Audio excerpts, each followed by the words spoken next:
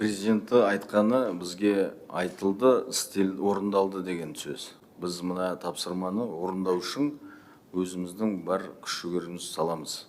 Біздің тарапынан мәселе біз айтып жатырмыз ғой. Сауда сөресі өзімізде Қазақстанда жасалған, өздеріңізге мәлім, біз осы жылда өзгерістер енгіздік. Сауда ережелеріне қазіргі таңда минимум 50% өзіміздің Қазақстанда жасалған өнімге біз жол аштық, жол бердік деген сөз. Ол не емес, ол талап, міндет.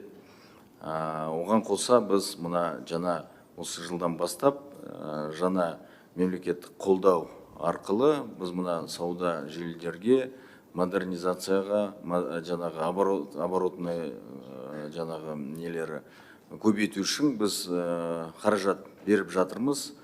Оған енді встречный обязательство дейді ғой, олар қосымша 20% азық-түлік емес өнімге сауда сөре беру керек. Ол енді біздің тарапынан қол жетімді, жаңағы ешқандай кедергілер жасамай, мақсатымыз осындай, жол ашу керек өнімге.